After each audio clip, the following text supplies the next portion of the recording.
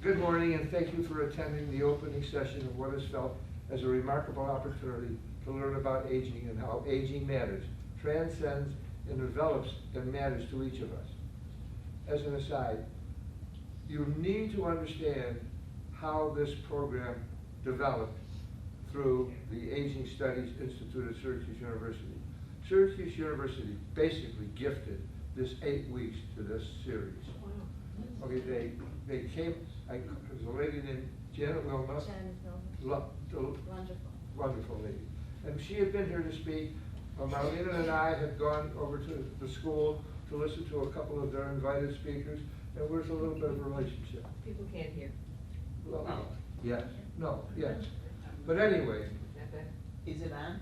I don't think so. Yeah, Anyway, so I called up Janet in February or March, and I said, would you come and speak again?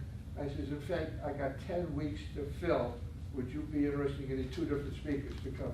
She called me back and she said, I'll take all 8. Well, I had in mind, seriously, for the fall, this series, for this time of the year, to be more politically inclined. This makes sense. So it's really the Syracuse University saying to us, we want you to know about Syracuse University, what Syracuse University is in the community, and this particular program that's sitting there without, it's not the basketball team, it's not the football team, it isn't anything of that nature. It's academically inclined to bring forth about aging. Aging is not something that pertains to our generation. Aging starts from the time we are born, from the time we come down the womb. The series will embark on all different aspects of aging. Aging care and abandonment in Bosnian Town, which our speaker today will share with us. Plus 7 other in-depth subject matters which are posted on the internet, and hopefully you will check out and come and tell your friends to come and be informed. Professor? This is the hardest thing today. You'll hear Hromadzic. You never have to say that, ever again. They call me Professor H. That's what I was going to say. Professor H is a cultural anthropologist with research interests in the anthropology of international policy in the context of state-making in post-war Bosnia and Herzegovina. Her book, Citizens of an Empty Nation, Youth and State-Making in Post-War Bosnia and Herzegovina. At the University of Penn Press. University of Penn Press is just a mirror of Syracuse Press, I assume, is an ethnographic investigation of the internationally directed post-war intervention policy in Bosnia and in Herzegovina, and the response of local people, especially youth, to these policy efforts. Her research documents how the ethnic emphasis of the international integration policies and programs is working in practice to undermine the possibility of the emergence of common cross-ethnic association with the Bosnian state. Instead, the internationally designed state-making and peace-building project has perpetuated the materialization of what I call, I have changed everything from I to her. I know, but this one. Right, of what I call an empty nation in Bosnia and recently, Professor H initiated a new project which ethnographically researches aging in the context of post-war and post-Socialism Bosnia, by focusing on aging as an analytical with which to capture the alerting circumstances surrounding post-Yugoslavia responsibility, social policy, and care. Professor H portrays the unique role that aging plays in shaping the fields of labor, hope, desire, expectations about post-socialist, post-war, and European subjectivities, citizenship regimens, identifications, and futures. You work also with the Maxwell School? Yeah, I'm at the Maxwell. Oh, okay. Yes, So figures I'm, now. yes, I'm anthropology is part of Maxwell. I think before you start the discussion, explain how the Aging Studies Institute encompasses the different schools at Syracuse? Oh, a because little bit? it's an independent institute. So Syracuse has, I don't even know how many institutes, but the majority of people that populate this institute come from either Maxwell or Falk School, or they come from arts and sciences.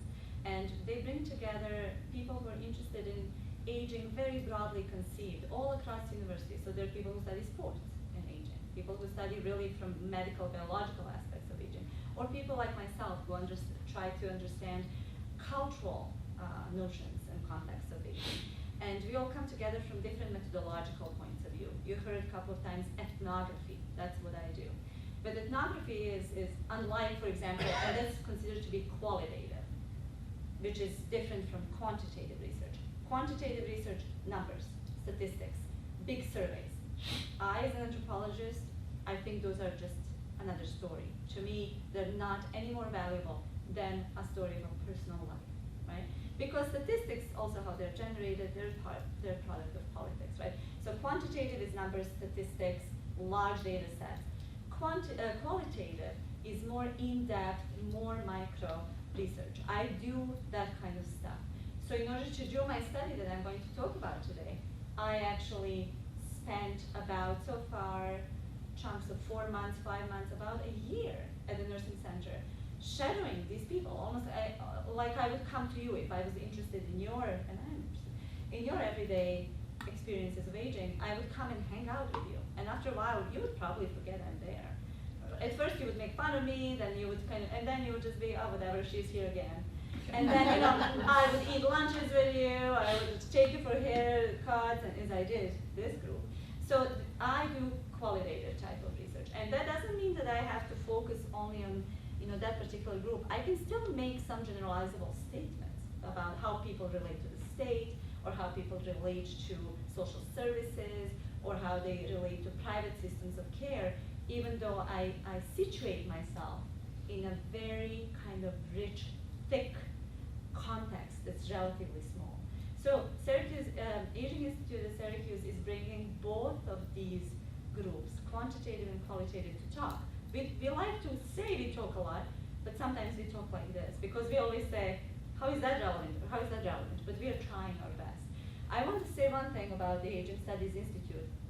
At the end of this month, on the 30th, it's a Friday, I'm organizing a symposium that's open to public, and it's a whole day long symposium. I'm happy to send you the link. I don't know how manageable it is for some of you to come, but it's about aging across societies, and it's all about ethnographic work.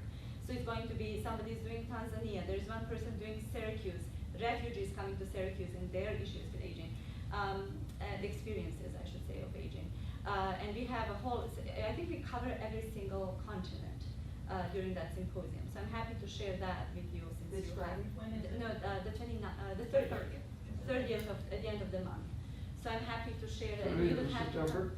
30th of September. And you don't have to come to all of it, but you're more than welcome to come to as many as you want.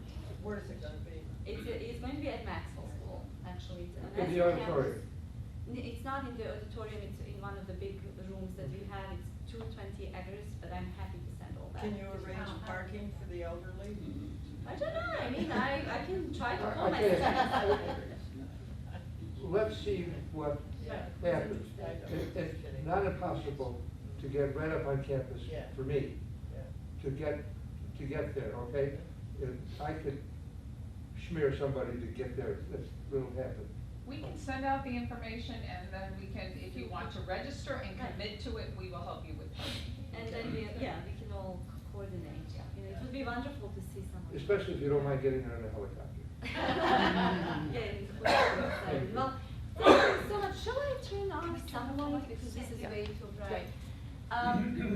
So I have to admit that this really falls asleep on me. This is what my students would do immediately. If I turn the lights off, but they stay up the whole night. They still do that stuff. I know, I cannot believe it.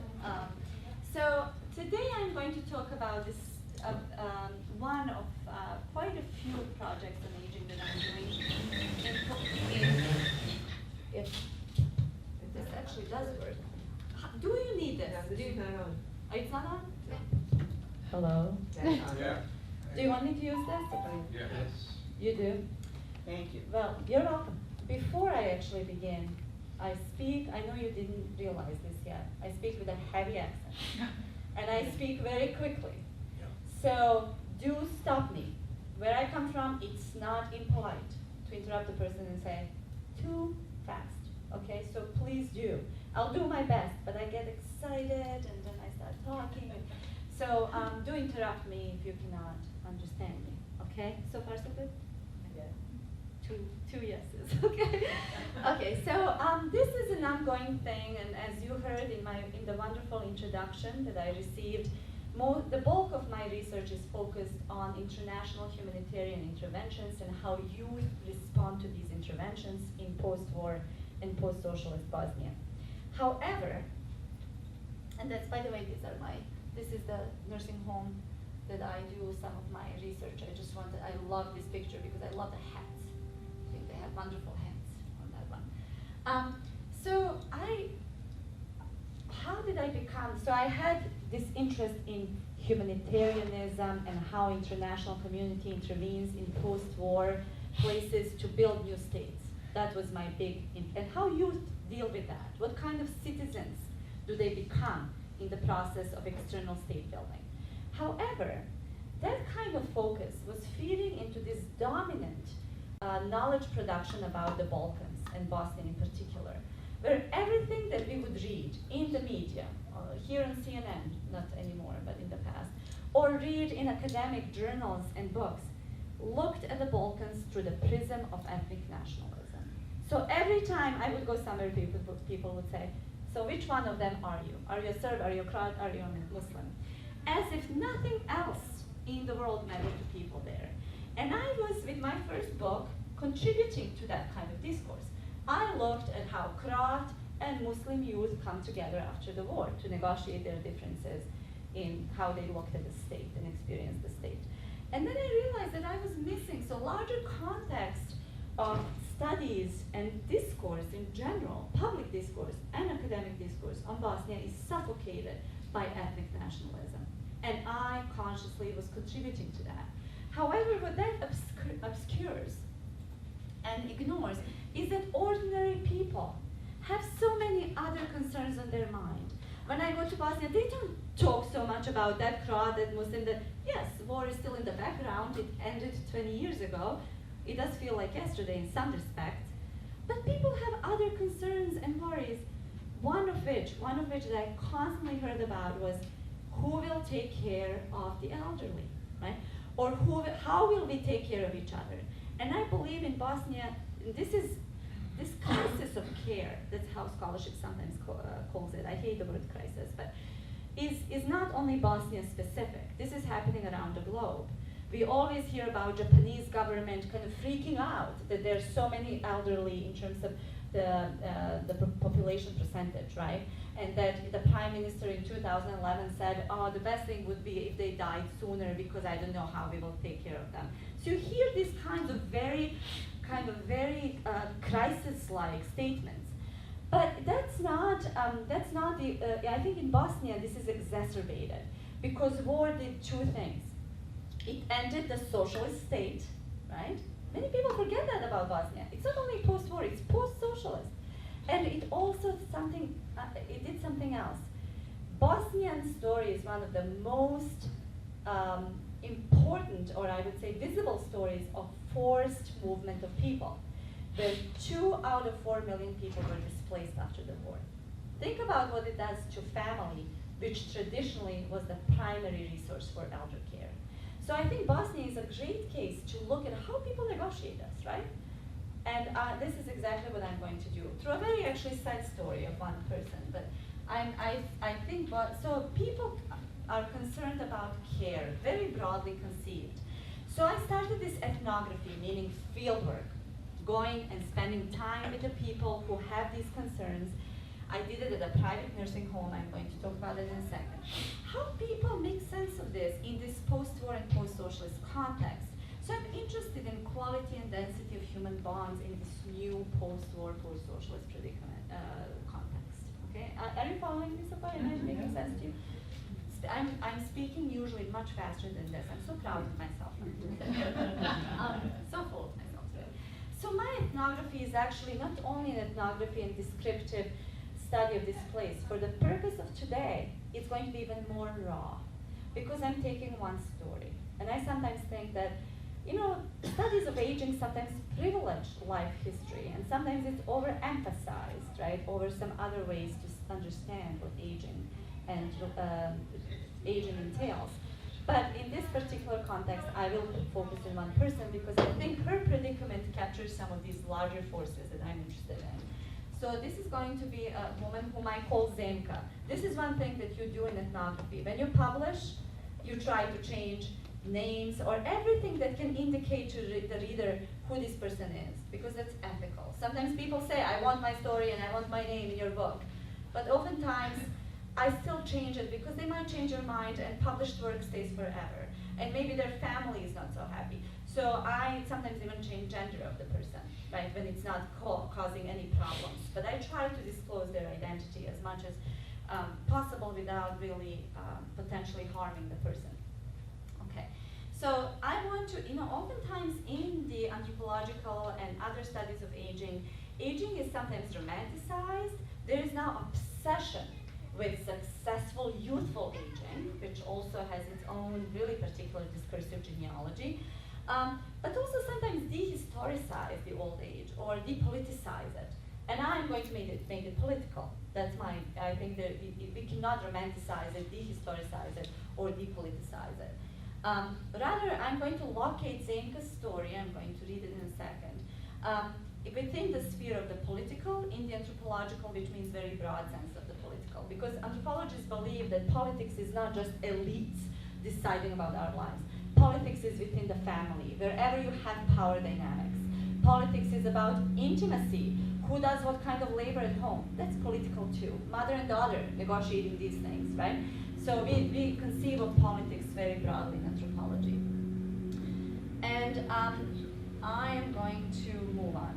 Okay, so what I'm going to argue through Zemka's story, and I'm going to come back to this, is that both the state and the family in post-war and post-socialist Bosnia emerge as semi-absent. And people have to negotiate these absences. That's semi-present too, right? It could be the other way around. What I mean by this is the state is bureaucratically ubiquitous. Bosnia is the biggest bureaucracy in the world per capita. We have more ministers than any other country in the world. Do you think you got it bad here? No. Because not only is it the main employer of industry, because there is nothing of the main resource for employment, because there is no industry anymore, but it's also, I think we have 13 levels of governance, because the country is so decentralized and so divided up. So it's very bureaucratically present. People are seated everywhere. And this is oftentimes the only way to get employed, right? So it controls the material well-being of people too. So it's really there, right? So it's very ubiquitous, but it's biopolitically shrinking. It doesn't do what the socialist state did, provide many services for people, especially when it comes to medical care. So it's both huge and absent, kind of, at the same time. And a family, on the other hand, is sometimes materially present because many of those people who were forced out of Bosnia during the war ended up, guess where, like myself, in the West or in some parts of the East, and they help their elderly parents or relatives who didn't want to leave or who returned after some time in exile, but they cannot be physically there anymore. And this is one, I mean, I'm going to face that too. My parents are in their entering their 8th decade soon, and I'm here, right? So this is a problem they're facing. Or sometimes families are physically present, but because state is so devastated after the war, where youth unemployment is at 63% and general unemployment is at 44%, that actually people who are there still cannot materially help the elderly with the care that they need. So you have family also that's kind of semi-absent through different modalities of absence, either physically not there but materially present, or the other way around. So these semi-absences, what they did, they produced space for private system of care to emerge. This is totally new in Bosnia. Never, ever did Bosnia have before the war any kind of actual care How did for they get elderly? funded? Excuse me? So they're private. But So- how did it get funded? So some of them take loans. The one that I actually that I studied took loan from wider family. They have family in Germany. Family helped, and they took a loan from Swiss bank actually. Very bad loan. That actually interest rate fluctuates according to the market, and it's pretty insane. So they many times they're in debt too, right? Even though there's this idea of a private place that's going to make money off of elderly. That's kind of the general rhetoric. But they started with a huge debt to start this facility, hoping that eventually they're going to make profit. Okay? So, but we can talk more about that at the end. So just to give you, so again to return to my point that Bosnia is a very interesting case to study these new modalities of care because it's both post-socialism was part of Bosnian landscape, Yugoslav back then, between 45 and 1990. And then we entered the space of post-socialism, which started in 1990 to present. And then war happened between 92 and 95, and post-war from 95 to present. And war actually created a mass movement of people who were forcefully moved out of their homes, many to never return to them. So you have this really kind of a dynamic field. So just to remind everyone where Bosnia is, I don't want to assume anything, even though you know much more than my students do. My students think Bosnia is Middle East. It's not in the news anymore, right? So when I tell them that actually, because they hear Muslims, so automatically it's Middle East, right? This is part of the discourse. And then when I tell them that my home is only 3 hours from Trieste, Italy, they're all shocked, right? Croatia, however, is becoming very popular. I don't know if you follow that, but it's the best place to go for a long spring break, or it's becoming hip and the coast is celebrated these days. So Croatia is bringing some fame among youth to the Balkans. So Bosnians say themselves, Bosnia is that red space on the map, part of former Yugoslavia, and Bosnians sometimes like to say that Bosnia is a heart-shaped land in the middle of Europe. Well, don't tell them. If you go there, nod. But it's not heart-shaped, it's not in the middle of Europe. But if they want to believe it, they could be. I'm one of them, but I know it's not. So this is the country close up, and since I'm not talking about post-war intervention this time, I'm not going to explain to you how it was divided after the war, but it's very complex arrangement. The country is divided into two halves, which are almost autonomous. They're almost like states within the larger state. And then one part called the Federation, which is 49% of the territory, is further divided into 10 cantons. So just explain this governance, this enormous bureaucracy, which is very expensive, by the way, too. So my hometown is this one. Do you see the circle? You don't. Okay, so it's Bihać, all the way in the corner there on the Una River. I don't know if you can see Bihać, B-I-H-A-C. That's the town where I did research too. However, for my other book project, I was in the southern town of Mostar, which is a beautiful ancient town, famous for its old bridge. I'm going to show you a picture. So this is Bosnia close up. It's a tiny place. It has about less than 4 million people. It had a little bit over 4 before the war. Now it's about 3.6. Okay, so the town, so I showed you Bihać is in this northwestern part of the country. It's a beautiful town. It was reconstructed after the war. That's the main square, and this is the beautiful Una River. People there believe, you can still, it's really clean. People drink it straight from, you don't have to filter it actually still. There's no industry anymore, so nothing to contaminate it. And my daughter, of course, is called Una, like any other person from Bihać who ever left. So Una River, there's a beautiful old mythology about the river and how it got its name, and I'm not going to bore you with that. But it's a beautiful town with about 70,000 people who live in it. Bihać region is also known as Krajina. It has about approximately the total region, the canton, has 300,000 people, mostly Muslim or Bosniak. And it's the northwestern pocket of the country, and it's Bosnia's forgotten battlefield, because when people talk about the Bosnian War, they often talk about Srebrenica, which was the site of notorious genocide. However, Bihać was one of the UN protected safe zones. The UN, in order to protect Muslim populations, created, as they voted into slow down. So it was one of safe areas. However, the UN created these safe areas during the Bosnian War. However, one of these, there were 6 of them to protect the population. One of them fell into the enemy's hands, and 8,000 Bosnian Muslims were slaughtered as a result of that in a period of 3 days, all men, boys and men. So what happened is this is one of the UN still says this was one of the biggest tragedies, right, of the recent UN history. Bihać was one of those places that survived the siege. The siege lasted for 3 years. I lived through it. And yes, it was quite intense, as you can imagine, but I also have some wonderful memories of that time. I'm not going to talk about that, but a very interesting place. Very strong memories of the war, and it was one of the biggest industrial zones in the former Yugoslavia. It had the 2nd largest military airport in that part of Europe. So it was under the mountain, the airport. So there was a lot of industry as well. Both of these things, the war and the death of Bosnian and Yugoslav industries, had a very strong effect on the population, right? Employment and related issues. So this is where I did my research. I said all these things.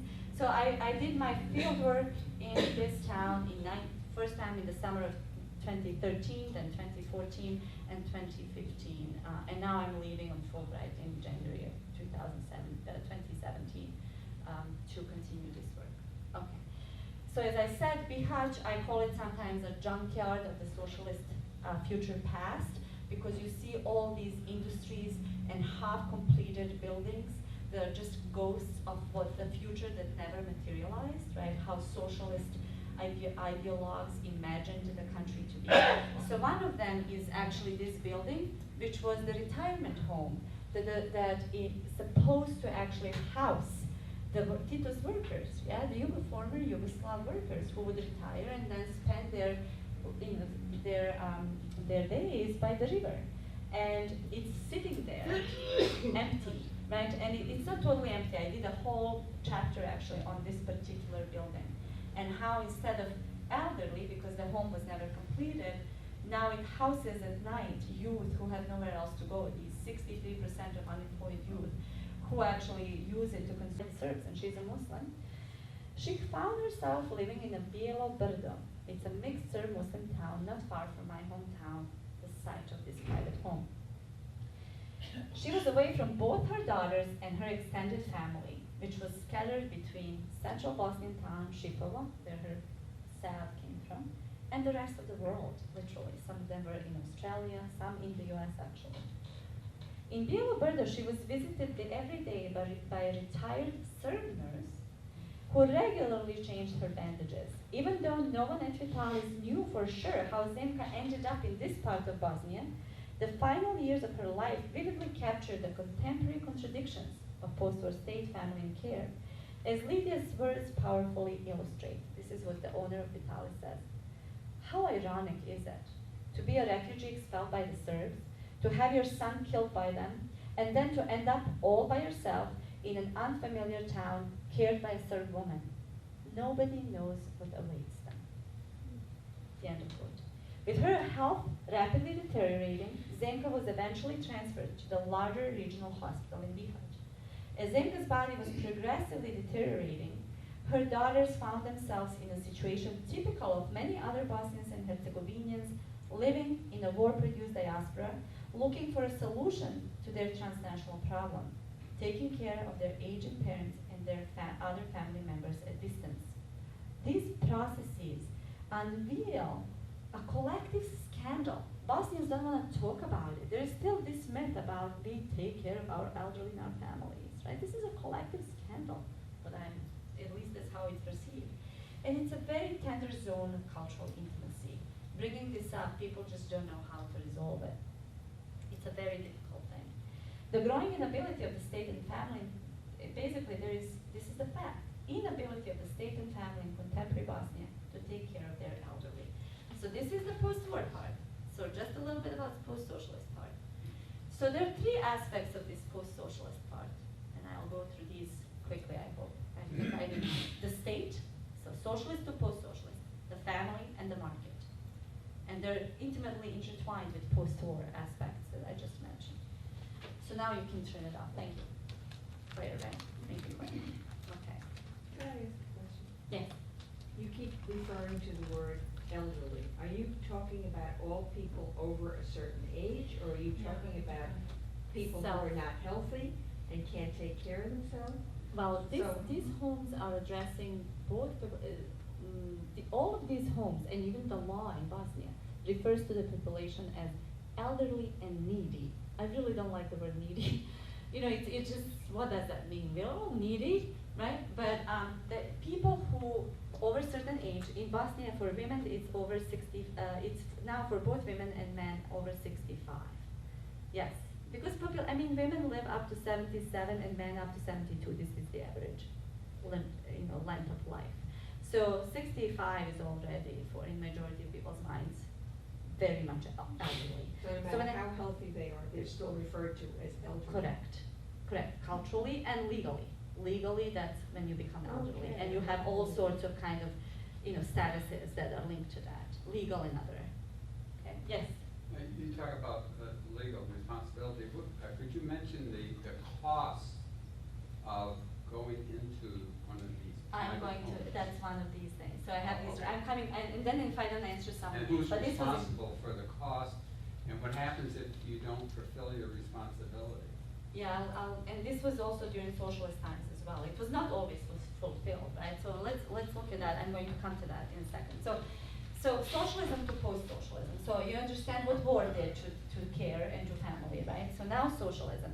The socialist Yugoslav state, okay, had prolific yet very decentralized web of republic-based. There were 6 republics in the former Yugoslavia. Republic-based professional medical institutions and welfare bodies responsible for providing social protection. So what it didn't have elderly homes. Actually, Serbia at the brink of the war had 0. Croatia had a few. Croatia has more of that infrastructure, and it's related to sex and drugs, right? So it became something very different from what socialism intended. So I said all this, I'm not going to talk about that. So in the space of all these unfinished socialist projects and family and kind of the state being semi-absent or withdrawing from care, new private homes are emerging. So I wanted to see what they're like. Who goes to that?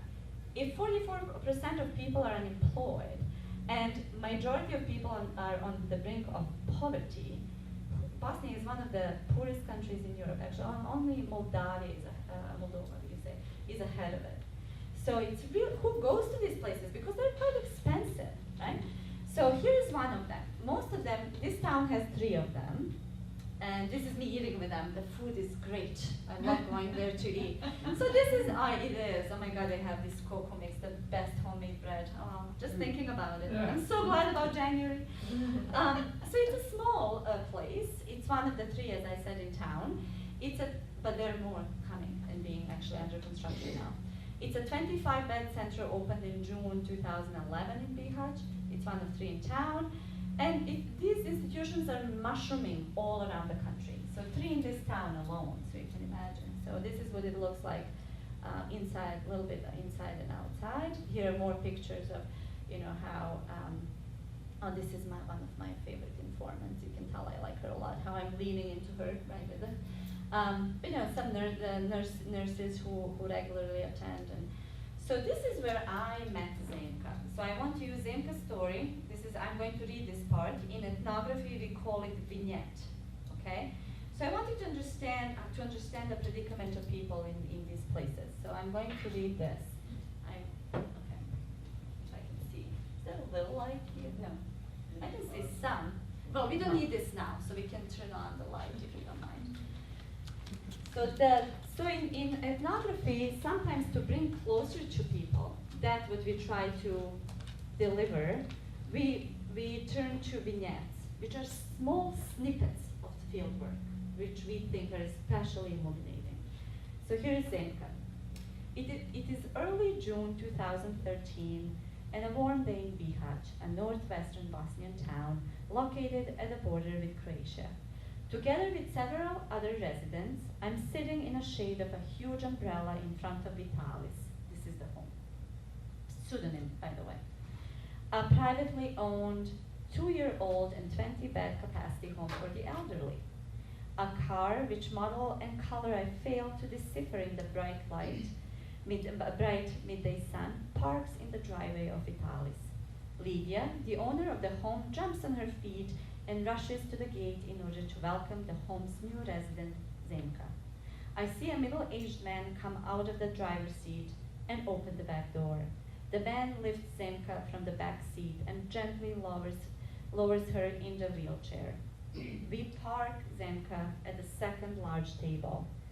Several other residents look at the newcomer curiously. The man who brought Zemka to Vitalis collapses into one of the chairs, sweating. He wipes his face impatiently.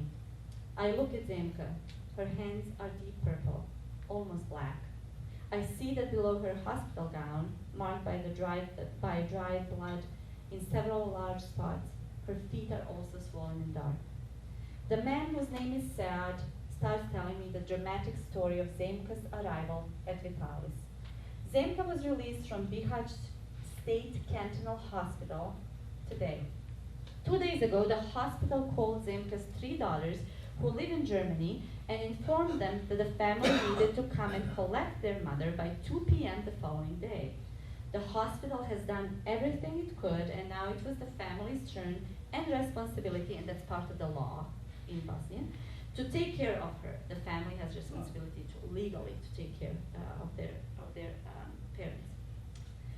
The daughters, and the other way around, the daughters, Ekrema, Selma, and Adila, thousands of miles away and busy with their jobs and their own nuclear families, panicked, knowing that they could not come back to Bihać in time to take over their feeble mother.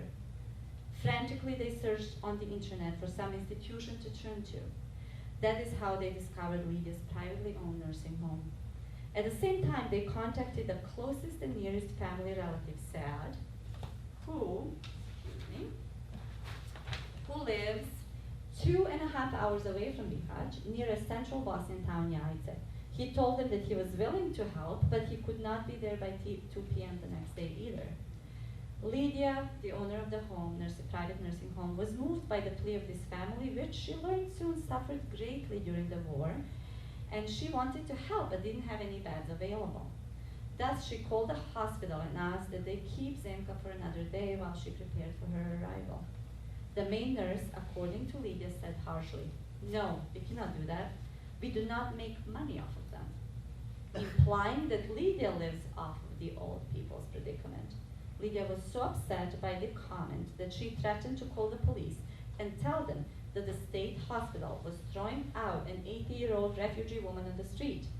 After Lydia's threat, the nurse softened and said that the hospital would keep Zemka under their roof for another day.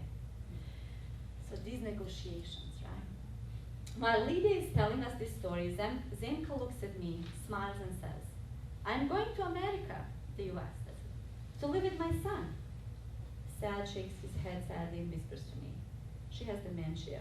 Her son was killed during the war in Srebrenica, the site of genocide." Sad finishes his drink, gets up, hugs his fragile aunt in a blood-stained hospital gown and leaves for his hometown, Jajce. Soon after, I also leave the home deeply moved. 5 days later, on the way to Vitalis, I see an obituary announcing Zemka's death. Her janaza, the Islamic funeral ritual, the obituary stated, was scheduled for the next day. I arrive at the nursing home in the early afternoon and find Zemka's daughters sitting in front of the all of her daughters sitting in front of the home, talking to Lydia and other residents. They're here for their mother's funeral, and they're sad and they're furious. They complain about the state, quote, that nema ni reda ni sistema, doesn't have order nor system, where hospitals can throw old and sick on the street, where shahidska familia, the family of a shahid or a martyr, can be treated like this. They're going to sue the hospital. They live in Germany, and something like this would never happen in Germany. Lydia, who also spent some refugee years in Germany, nods in agreement. She gently tries to soothe the family. The sisters finally leave. As we watch their car drive away, Lydia whispers to me, they cannot sue them.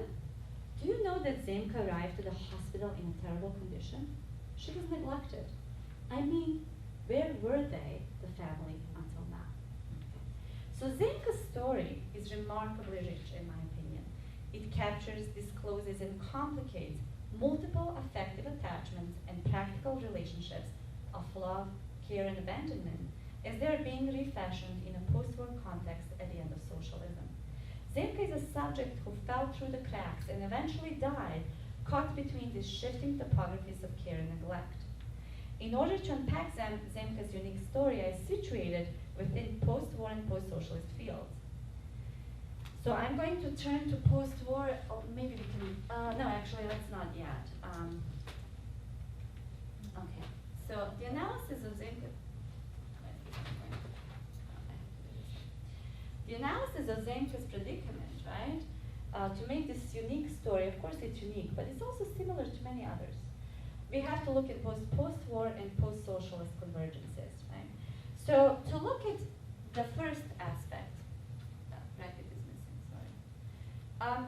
The post-war assemblage. So obviously in this part, I already suggested that somehow the fact that Zemka ended up here is related to war, right? And what happened to her. So just to tell you a little bit about the family. Her family was caught at the epicenter of Yugoslav wars in 1990. The Bosnian War caught these already elderly women in her mid-60s. In Bosnia, people led shorter lives, actually, on average. The town where she lived most of her life. Šipovo, where she lived, was a mixed town. The majority of population was ethnically Serb, and with a significant presence of Bosniaks and some others. This mixed town habitus, in which different ethnic groups intermingled for centuries, was typical of Bosnia and Herzegovina and socialist Yugoslavia at large.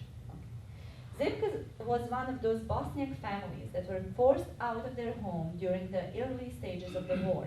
At the beginning of the war, Zemka's only son, that she said was living in the USA, but was already dead actually, Edin, he was serving his mandatory duty in Yugoslav People's Army. Okay, this was the Yugoslav larger army. And then he was sent to eastern Bosnia, where he escaped Yugoslav People's Army, and he joined the new army of Republic of Bosnia and Herzegovina, which ended up fighting against Yugoslav People's Army. This was not uncommon during the war. My brother did the same thing, for example. Several years later, Edin was killed by the Serb paramilitaries in Srebrenica, the site of Bosnian genocide, during that horrible 3-day massacre of 8,000 boys and men. So very, very, difficult family situation. So this, with the news of this enormous loss, death of her son, caught Zemka's family crippled by the war. Zemka's daughters, after several years of refugee life, and encouraged by their parents to leave the war-ridden Bosnia, ended up in Germany, together with hundreds and thousands of other refugees from Bosnia. About 400,000 were in Germany immediately after the war.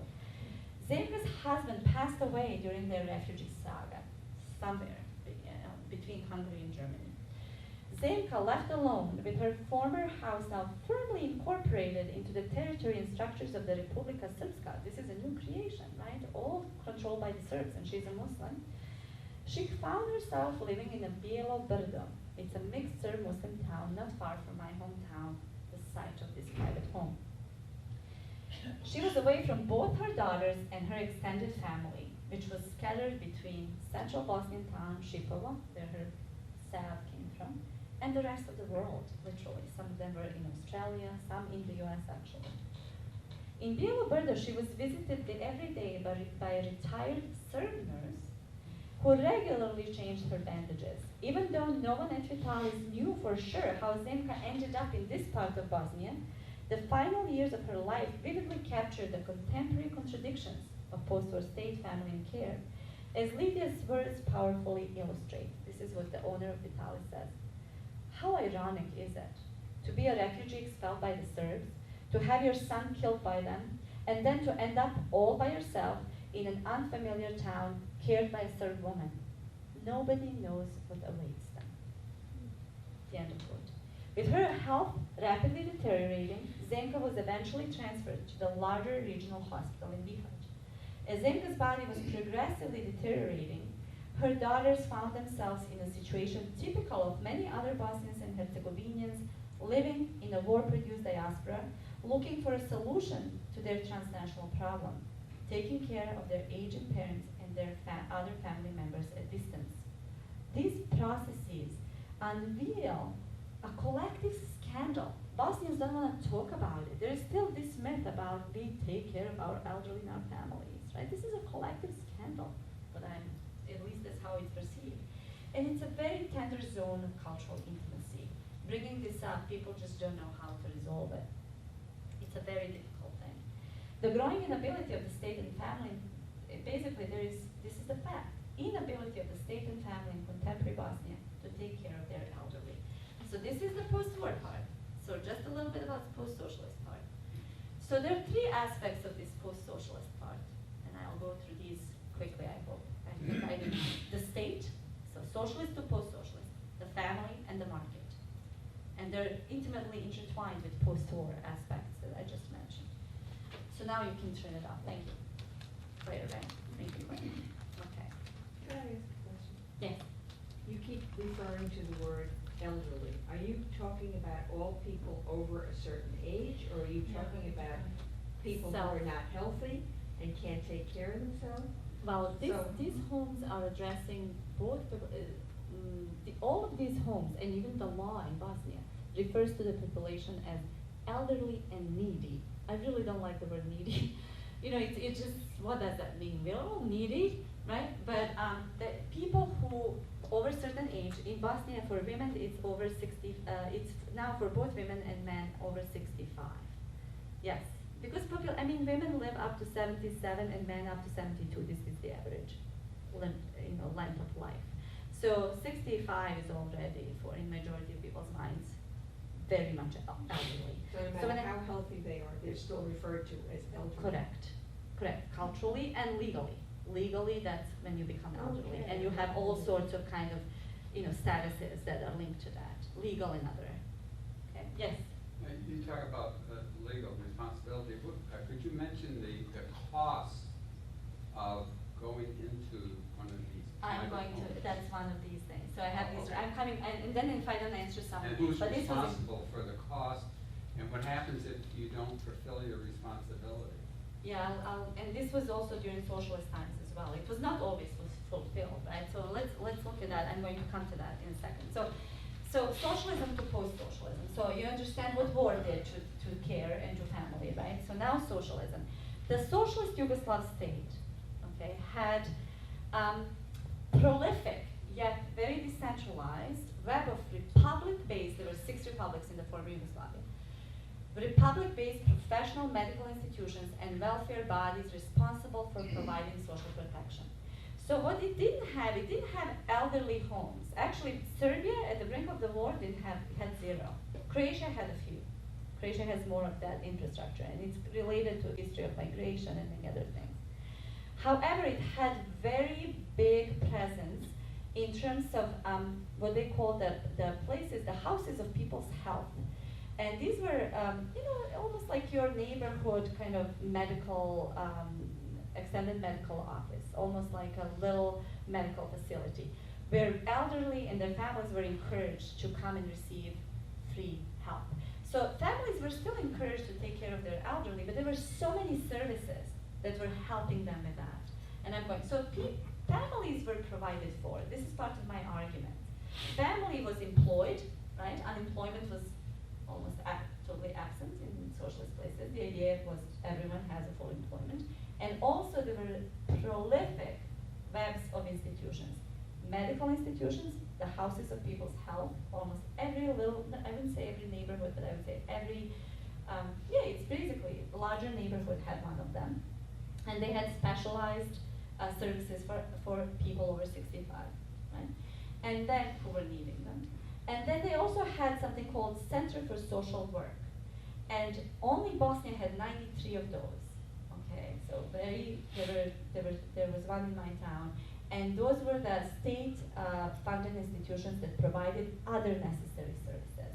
So if you needed a ride to some place, right? So there was a web of socialist provided institutions that were paid through taxpayers' money, through the state, right? Then, what happened, so there was a lot of that.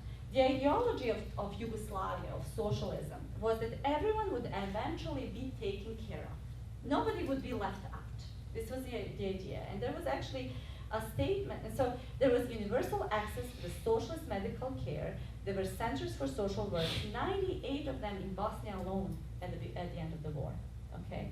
Centers for social work where you had caseworkers who were following the people who needed help. So everyone had access to those.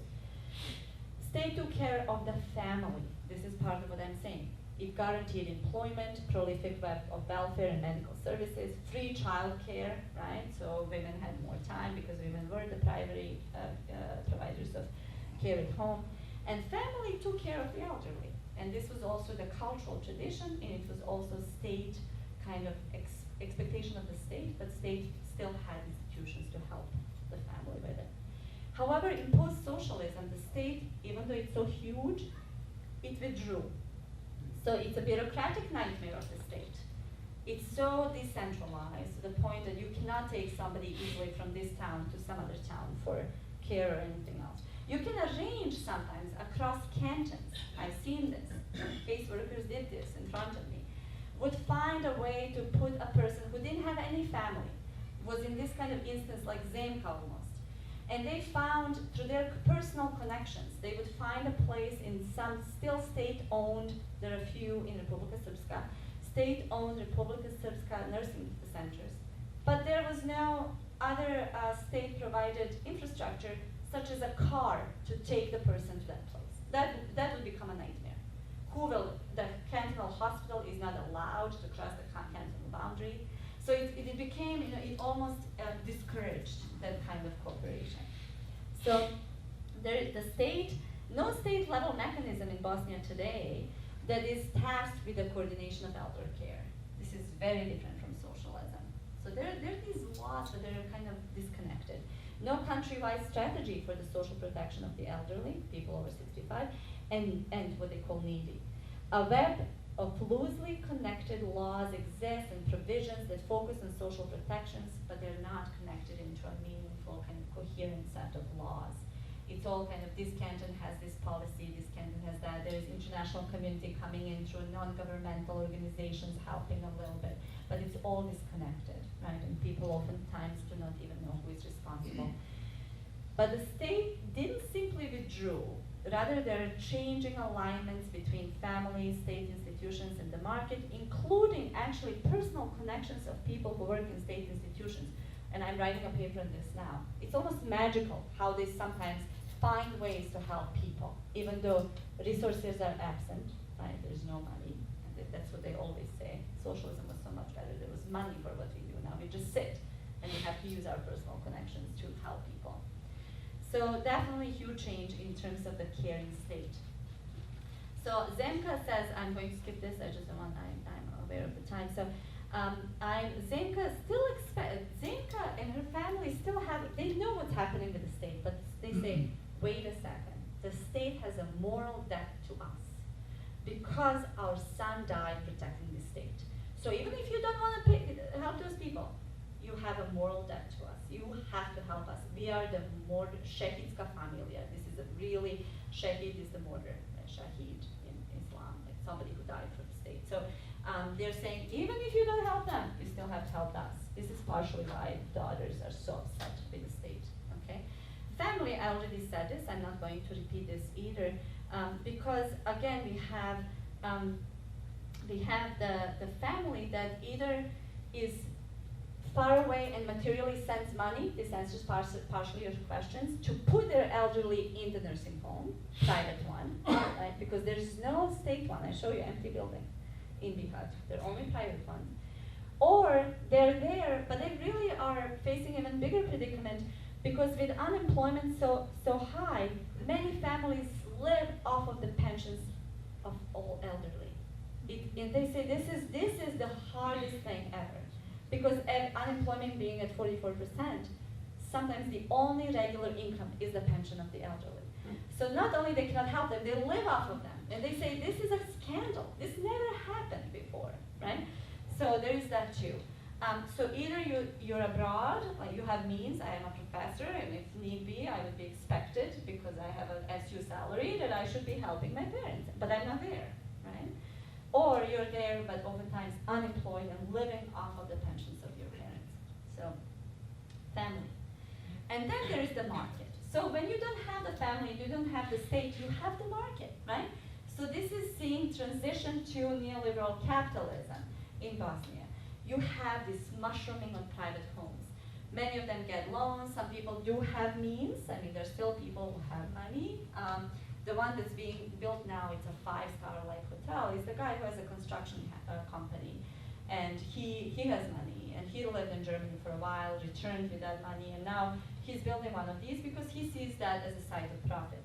People who open Vitalis, where I work, they really are deep in debt. I don't even know how I think they're actually, their balance is negative these days. They're barely surviving. So they talk about their labor as loving labor. They say we are not in this for the money, even though we are a private place. They're basically filling the vacuum produced by semi-absent state and family. These new homes reveal, again, the collective scandal, I mentioned that. And to answer your question, for many people this is impossible to even imagine to attend these. So the monthly fee is between 750 and 1,050 Bosnian convertible marks, approximately $500 to $850 a month. Most people have some family members pay for this because the average Bosnian pension is 300 marks. So no one on a pension could actually attend these. So oftentimes is the people who have their children or very close relatives working abroad. It's diaspora that pays for this. And I actually became interested in this topic because I was talking to Bosnian diaspora in Syracuse. There are 3,000 Bosnians, guess from where? From Srebrenica. Survivors of Bosnian genocide. They have a restaurant. I always take my students. I teach in the class in the Balkans. I take them there. Which one? Hromadzic. You've been? No, Yeah, I've already- it's a great place. So I was chatting with some of those people, and their biggest concern was, when I die, who will come to my funeral? Where will I be buried? And who will pay for it? And this is how I became interested in this thing. And many of them, the owners actually of the restaurant, the female owner, the wife, she just went back because her mother is not in a good condition and she's all torn apart, being physically so far away. I mean, typical. This is so common. So they inspired me. This Syracuse-based group inspired me to start thinking about it. And I think my next project will be with them, actually. So, just to convert, I'm almost done. So, again, to just remind you all that this was the converging semi-absences of care are the product of 3 simultaneous processes, in addition to post-war context. The state, which is formally sovereign and bureaucratically ubiquitous, but internationally supervised and biopolitically shrinking. It doesn't have money for these services it had during socialism. Family, which is materially present but physically elsewhere, or physically present but materially powerless. And private older homes, which are emerging to fulfill these gaps, and they respond to these transformations of state and family. They offer affect, love and care for profit. Still no profit, but almost. Okay, so this is the changing environment we're talking about. So my conclusion. Zemka's moving story of life and death in the Balkans illustrates the effects of semi-absent state and family on the country's elderly. These families' experiences are both unique in their intimate struggles, pains, and wounds, and yet in so many ways similar to most others. This is the story of war displacement and destruction of lives, bodies, objects, the awakening, bodies and objects, the awakening, semi-absence, and reformation of the post-war and post-socialist state, families fragmented across continents, new homes and borders, and shifting terrains and expectations of life and death, and care and responsibility. Last paragraph. Okay, if it happens. These processes, experiences, and stories shape lives and deaths of people in the Balkans, but they also point to the need to bring into conversation that what scholarship in the region has treated as separate: post-war and post-socialist regimes of citizen care, blurred nature of private and public distinctions, and formal-informal care. It is exactly these uneven, simultaneously local, regional, and transnational configurations of love, care, and abandonment that produce unique, idiosyncratic, and seemingly contradictory, yet intimately interwoven experiences of past and future, presence and absence, politics and affect, and hope in betrayal in contemporary Bosnia and beyond. That's it. You're so much better than my students because no one got up, no one asked to go for a bathroom break as my students always do. My God, I have a you're so question. much better. Yes. So obviously, there are some people who do not have family, who do not have children.